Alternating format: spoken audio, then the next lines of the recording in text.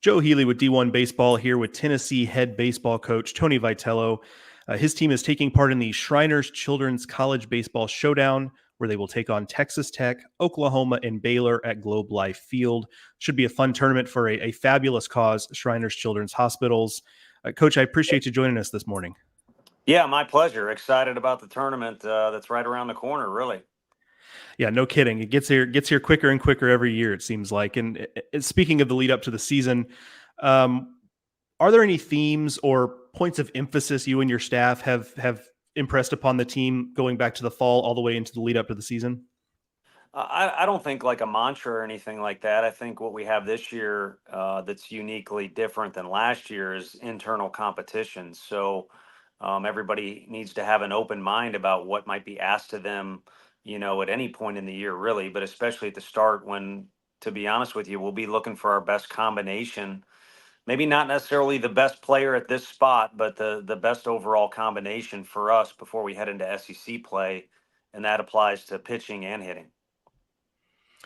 On the mound, you bring back Drew Beam, who's been through so many battles for you guys the last few years. How much of a luxury is it to have a guy like him at the front of the rotation? It's even though he is older, it's the same luxury since he's been a freshman. It's just stability.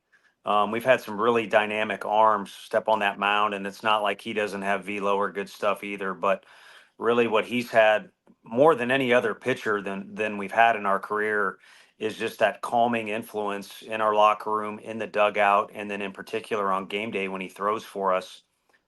You just like showing up to work knowing what you're going to get, which is pretty. You're asking a lot out of 19 and 20-year-olds to know what you're going to get every day out of their mood or their performance. And he's awfully consistent, which we're, again, blessed to have.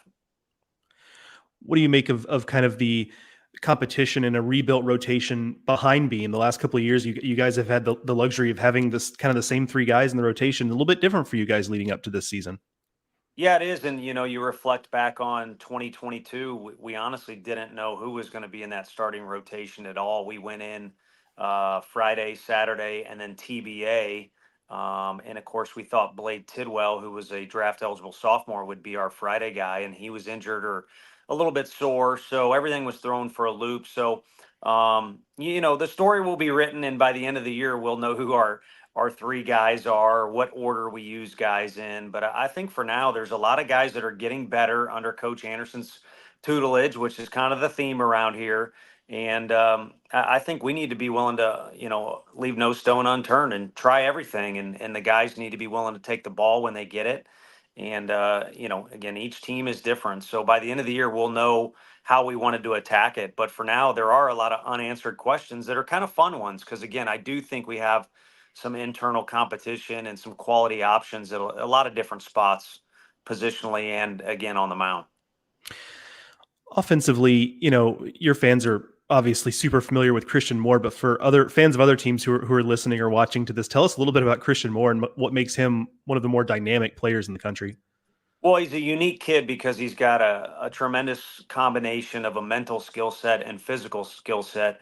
You see a guy in uniform that looks like he could play for Coach Heupel's football team here in Knoxville.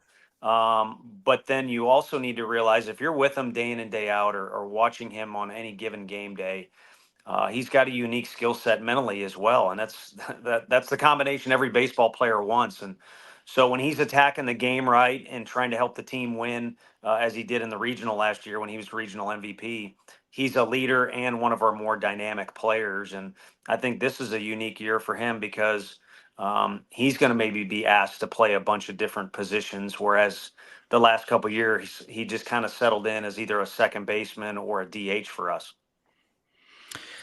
Offensively, what kind of stands out among things that maybe opened you and your staff's eyes in the fall and in the lead up to the season? I think the fact that there's a lot of options. At the end of the day, center field, for instance, you want to know who the guy is, Drew Gilbert. And then last year, everyone wanted to know who was going to play center, and we didn't have the one guy that stood out we knew would be the answer, but we had several options that we thought were quality options, and Hunter Ensley ends up being that guy who kind of takes ownership of the spot and obviously helped us get to Omaha. So he did a fine job out there. I think we've got that theme at a lot of other spots now again this year where we don't have the answer that's obvious to the media. So the media keeps coming to us, who's going to play this spot or that spot, or how are you going to juggle your catching and things like that. And I think we're blessed to have some options that we can utilize, whether it's keeping guys fresh or keep guys motivated, or maybe even play to some matchups when we're seeing particular pitchers. What do you feel like has to happen for this team to reach its ceiling, whatever that may be in 2024? They need to play to the strengths of what's worked here in Knoxville, and has worked for our program. I wish I could say when we first got hired, we set out a blueprint or we've shown our guys a PowerPoint slide of how we want them to play and how we'll win. And just to be forthcoming, it's kind of happened organically. And there's been some things that work at Lindsey Nelson Stadium that works on the road, works in our locker room. And then there's also been things that do not work. And so our guys just kind of need to forge ahead and realize what uniform they're wearing, realize what group we have this year, not last year, not the year before, not the year before that. And again, kind of forge ahead or plow ahead with what we have that works. And that'll be enough to keep us in the battle on an SEC weekend, or really this first weekend is an SEC weekend too, right out of the gate at the tournament. It'll be enough to keep us in the competition, but to stay afloat against that type of competition is maybe a whole nother conversation. Speaking of that opening season tournament, what does it mean to have your players play in this kind of atmosphere in a big league ballpark at Globe Life Field? It just adds to it. A lot of our coaches have Texas roots. I've got a lot of family down there, familiar with a lot of the guys that won the World Series for the team that plays in that park. It's an incredibly well-run tournament, which we're grateful to be back. We're excited to be back for a lot of reasons. But one is when things are out of your hands, you hope they're organized and structured in a way that these tournaments are run. It just makes it better. It's the easiest way to say it. And then on top of it, you're probably alluding to the competition a little bit too. Texas Tech has done as much as anybody in that conference the last few years. Oklahoma is going to be in our conference. So you're playing an SEC opponent, really, again, kind of the first 2 days. And then the third day, similar deal. We're all too familiar with the coaching staff over there. And for the years to come, or while Coach Thompson's there, they're going to be loaded with players and they're going to play the game the right way and a smart way too.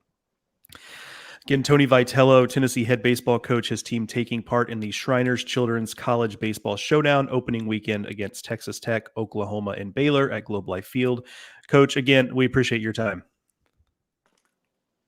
Thank you. Ill time to hydrate right there, but I appreciate you. And like I said, we're looking forward to the tournament.